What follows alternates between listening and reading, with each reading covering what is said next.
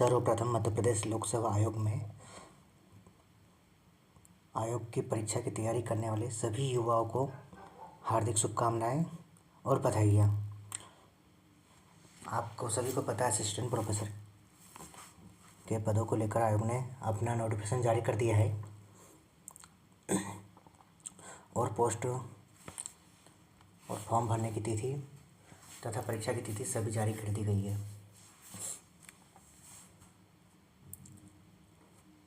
आप सभी ने थंबनेल को देखा होगा। मध्य प्रदेश लोक सेवा आयोग ने असिस्टेंट प्रोफेसर की तैयारी करने वाले युवाओं के साथ किया धोखा। यह हमने क्यों कहा, हम सीधे इसी बात पर आते हैं।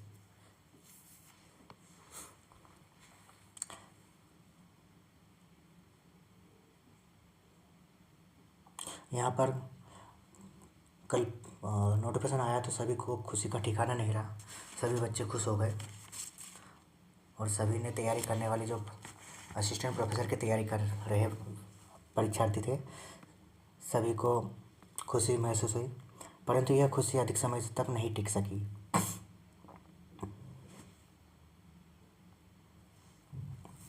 और यह प्रसन्न हो रहे युवाओं को मायूसी होने लगी। इसकी मुख्य वजह यह है कि आयोग द्वारा नोटिफिकेशन में जारी किए गए पदों की संख्या को लेकर और उसकी गलत नीतियाँ और गलत प्रथा को लेकर समस्या उत्पन्न हुई है।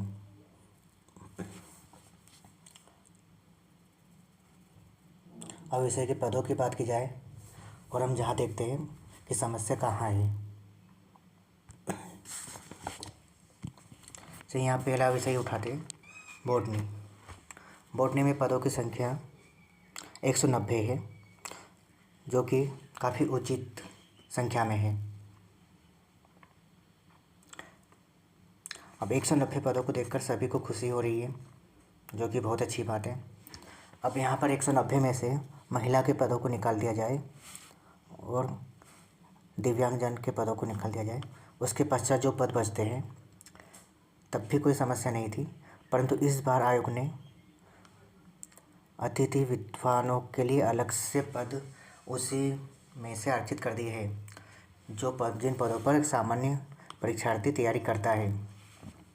अब इसी आधार पर हम देखें तो सामान्य वर्ग में 33 पद हैं। अब 33 पद आए हैं। अब 33 में से 8 अतिथि विद्वानों के लिए दिए, 12 महिलाओं को दिए, 20 पद यहाँ से माइनस हो जाते हैं। इस प्रकार से तैयारी करने वाले सामान्य वर्ग के बच्चों को मात्र 13 पद ही मिल रहे हैं और उनमें से 13 में से दिव्यांगजन कैटेगरी में भी 3 से 4 पद जाने की संभावना है। इस प्रकार देखा जाए तो 9 से 10 पद सामान्य वर्ग में, ठीक उसी प्रकार एससी वर्ग में 30 पद दिए गए हैं। 30 में से 19 पद महिला और अतिथि विद्वानों को मिलाकर दिए गए हैं। इस प्रकार 11 पद होते हैं और हैंडीकैप्ड कैटेगरी में अगर कोई विद्यार्थी होता है तो उन्हें भी वहीं से मिलेगा। तो इस प्रकार 9 से 10 जो पद है सामान्य रूप से वही माने जाएंगे एससी कैटेगरी में आए हैं। इसी प्रकार ओबीसी कैटेगरी और एसटी में भी पदों की संख्या का बंटवारा हुआ है।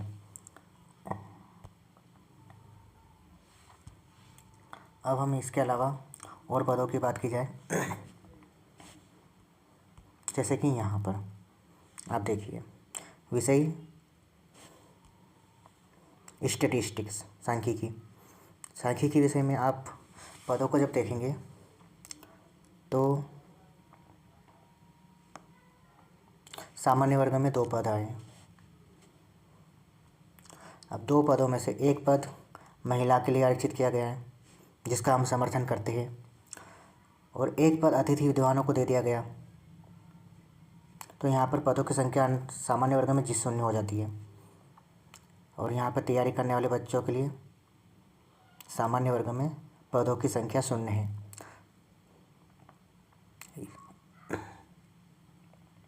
इसी प्रकार ओबीसी वर्ग में 3 में से 1 पद महिलाओं को और 1 पद अतिथि विद्वानों को दिए गए, और 1 पद हैंडीकैप्ड कैटेगरी में भी जा सकता है। वो जो बचा हुआ 1 पद है वह आपको मिले, ये कंफर्म नहीं है।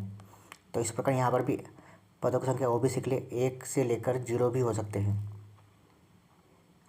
और एससी वर्ग के पदों की संख्या 2 है, जिसमें से 1 पद महिलाओं के लिए आरक्षित है और 1 पद अतिथि विद्वानों के लिए दे दिया गया है। इस प्रकार एससी वर्ग में भी पदों की संख्या 0 हो चुकी है। ठीक इसी प्रकार देखा जाए अन्य विषयों में देखें तो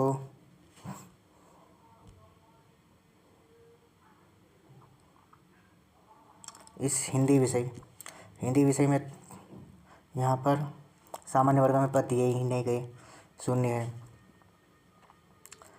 तत्पश्चात एसटी कैटेगरी में बात की जाए, एसटी में 21 पद आए हैं। 21 में से 7 पद महिलाओं के लिए और 5 पद अतिथि विद्वानों के लिए दिए गए, 12 पद हो जाते हैं।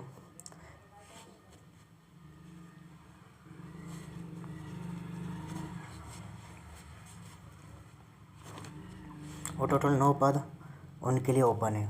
9 में से दिव्यांगजन में 1 से 2 पद चले जाएंगे। तो इस प्रकार ये यहाँ पर 8 से 9 पद ही माने जाए। और ओबीसी में 62 पद है।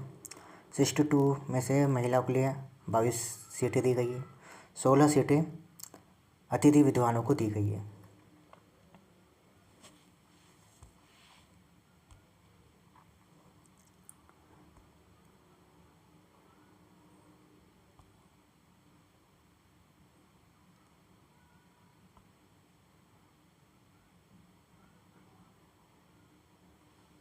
इसी प्रकार इंग्लिश में भी देखा जाए, इंग्लिश विषय में तो सामान्य में 20 पद आए हैं।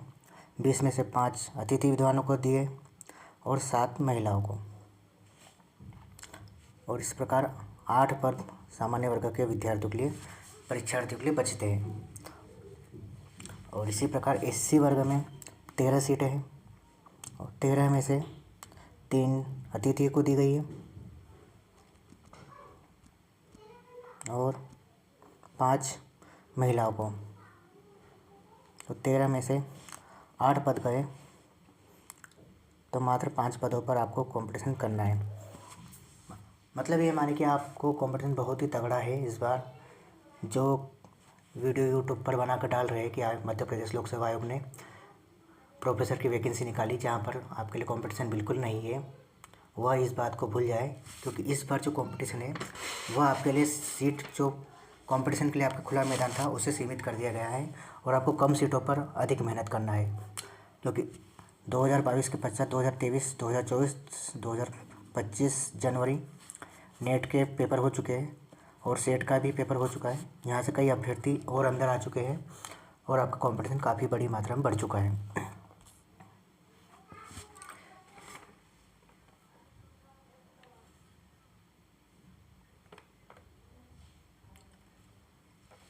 और एक समस्या यह भी यहाँ पर है कि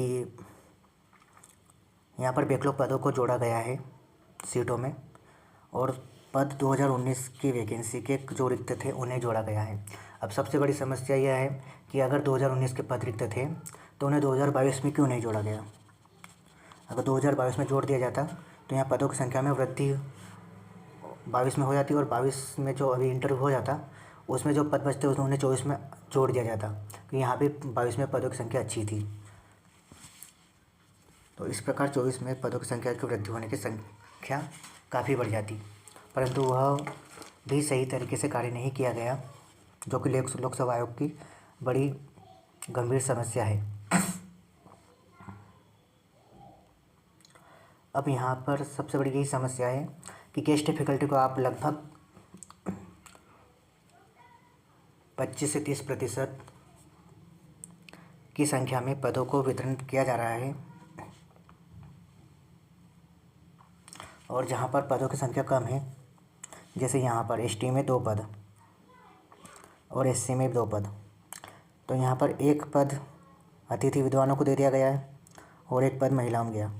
अर्थात यहाँ पर जियोलॉजी विषय में पदों की संख्या ST SC के लिए शून्य हो चुकी है। अब यहाँ पर सिर्फ गेस्ट फैकल्टी के शिक्षक और मुख्य रूप से महिलाओं ही तैयारी करेंगे। बाकी जो सामान्य जो तैयारी कर रहा व्यक्ति डिग्री कर रहा है उसे तैयारी करने या फॉर्म डालने की आवश्यकता भी नहीं लग रही है। यह बहुत बड़ी खामी अब आयोग ने की है। यह नीति गवर्नमेंट ने बहुत ही गलत बनाई है। यहाँ पर कोई भी विद्यार्थी या अभ्यर्थी गेस्ट फैकल्टी का विरोध नहीं कर रहा है और ना करना चाहता है, परंतु एक बात यह थी, पहले भी प्रोफेसर की एग्ज़ाम हुई है जहाँ पर अतिथि विद्वानों को 20 से 25 अंक प्रदान किए जाते थे, जो कि उनकी योग्यता के अनुरूप शिक्षा के कार्य में अतिथि के रूप में कार्य करने के लिए दिए जाने चाहिए। इसके लिए हम सभी सहमत हैं, परंतु यहाँ पर आप 30% सीट को ही उठाकर उन्हें पूर्ण रूप से दे दें और जहाँ सीटों की संख्या कम है वहाँ पर 100% सीट उनके लिए आरक्षित कर दें या 50% सीट उनके लिए आरक्षित ही कर दें। यह अन्य अभ्यर्थी जो तैयारी कर रहे हैं, जो अपना समय, पैसा और इतनी सारी चीज़ें अपना त्याग कर कर मेहनत कर रहे हैं, उनके साथ यह अन्याय है, क्योंकि आयोग की कोई भी परीक्षा की प्रक्रिया 1 वर्ष में पूर्ण नहीं होती है। यहाँ पर 5 वर्ष लग जाते हैं, 4 वर्ष लगते हैं।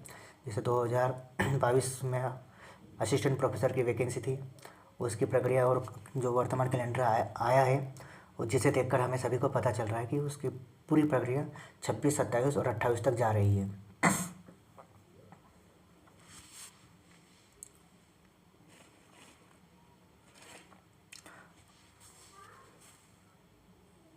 और गेस्ट फैकल्टी में कॉलेजों में जो शिक्षक है उन्हें